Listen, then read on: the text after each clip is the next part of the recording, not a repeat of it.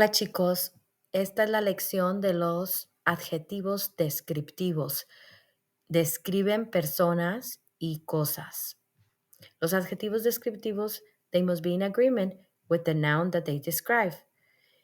En México, para mexicanos, la palabra güero, describe a alguien que es rubio. Alguien que es rubio, mira, una persona rubio o rubia, rubias, morenas. Notice that rubias agrees with two people, right? But it can also be morenas if it's plural. Now, it could also be rubio or moreno if depending on the noun, because all adjectives agree in gender and number with the noun that they describe. Okay? Pelirrojo means red-haired, as you can read here. Ok, las palabras de los adjetivos. Now, more things that I want to show you on this picture is delgado, gordo, alta, baja, joven, vieja. All of the adjectives that end in a vowel o or a change in gender. But if the adjective ends in e, like grande, does not change gender. It stays the same. Also, if it ends in joven, en, it doesn't change in gender. Only when it ends in a or o, okay? Differences between alta and baja and corto and largo. Alta and baja are talking about size and height, right? The height of a person. But corto, largo, el pelo largo, cabello largo, is talking about length of hair or length of a clothing or whatever it is that you can measure the length, okay? But it's not talking in height. Height is alto o bajo, okay? How to match the adjectives? Here it is information, okay? Mi abuelo es generoso. As you can see, abuelo, masculine, the adjective has to be masculine. But if it's plural, abuelos, pues then generosos. Same thing. And here the information that I've already explained. If the adjective ends in e, you don't need to remember about gender because it'll stay the same for both gender. But if it's plural, then you have to make it plural. Interesantes, you add the s. As we've already learned, all words that end in a vowel, you simply add an s and you make it plural.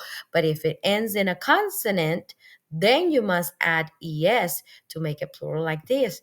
Primos españoles, you see, the noun español ends in an L consonant.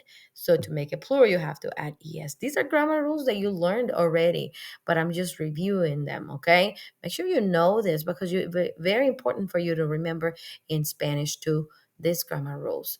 Okay, where to place the adjectives? Adjectives are always after the noun in Spanish, okay?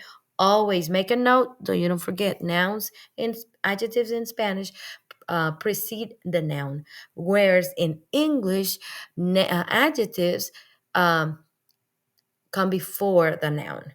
But in Spanish, the adjectives come after the noun. Just think of the example of La Casa Blanca. You know, the White House in English?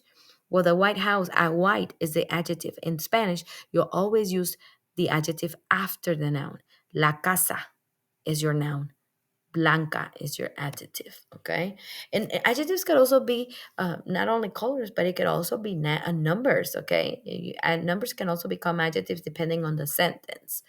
Here it is, the quantity precedes the nouns that they describe in English. Remember that in Spanish, when the number one is used to quantify singular masculine noun, speaker drop the O before un libro or un papel, okay? If it's a masculine noun, this was on the test, actually. It's a masculine noun, then you make un. Because uno is only used for counting or responding how many, you say uno, okay? But if you're going to use a masculine noun with it, it has to be un, okay?